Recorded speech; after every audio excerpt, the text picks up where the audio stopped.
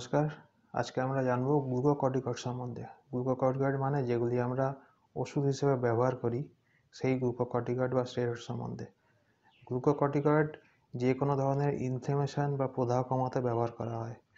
Glucocorticoid অ্যালার্জিতে use করা হয়, যে কোনো ধরনের ব্যথাতে ইউজ করা হয়, কিন্তু অবশ্যই গ্লুকোকর্টিকয়েড ডাক্তারবাবুর পরামর্শ সহকারে খাওয়া উচিত। গ্লুকোকর্টিকয়েড বা স্টেরয়েড যে কোনো ধরনের ইনফ্লেমেশন কমাতে ব্যবহৃত হয়।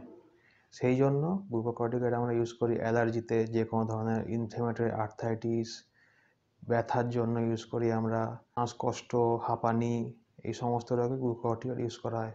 এছাড়া ধরুন একজিমা বা আদার স্কিন ডিজিজ, যেখানে অ্যালার্জির জন্য যে স্কিন ডিজিজগুলো হয়, সেখানে আমরা গ্লুকোকর্টিকয়েড ব্যবহার করে থাকি।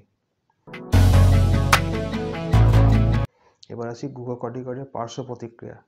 গ্লুকোকর্টিকয়েডের পার্শ্ব প্রতিক্রিয়া মাথার চুল থেকে পায়ের নখ পর্যন্ত প্রত্যেকটি জায়গাতেই আছে।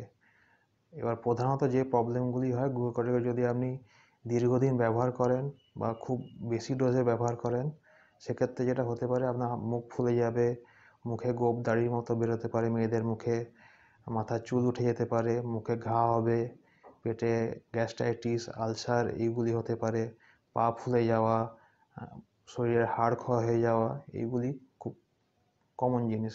এছাড়া এর সঙ্গে আপনার ব্লাড সুগার, ব্লাড প্রেশার বেড়ে যাওয়ার সম্ভাবনা থাকে।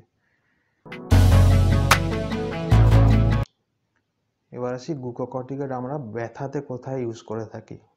পেন, আর্থ্রাইটিস, এইসব ক্ষেত্রে গ্লুকোকর্টিকয়েডের খুব বড় একটি রোল আছে। গ্লুকোকর্টিকয়েড আমরা যে কোনো ধরনের ইনফ্লেমেটরি আর্থ্রাইটিস, ব্যথা, স্পন্ডাইলোসিস এক্ষেত্রে ব্যবহার করে থাকি।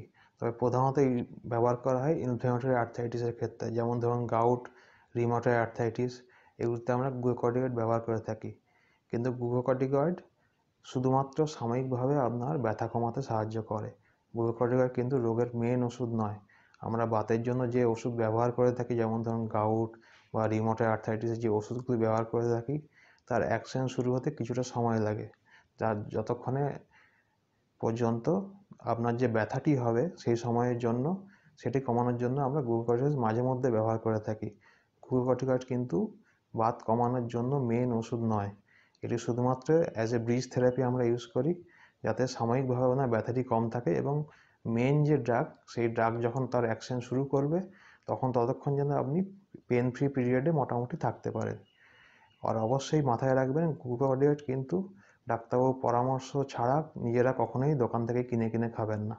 এতে পার্শ্ব প্রতিক্রিয়ার সম্ভাবনা অনেক বেড়ে যাবে, এবং ভবিষ্যতে আপনার লং টার্ম কিছু সাইড এফেক্ট, যেমন ধরুন হাড় ভেঙে যাওয়া, হাড় ক্ষয় হওয়া, ধরুন পেটে ঘা হওয়া, ব্লাড প্রেশার বেড়ে যাওয়া, ব্লাড সুগার বেড়ে যাওয়া, এইগুলি হতে পারে।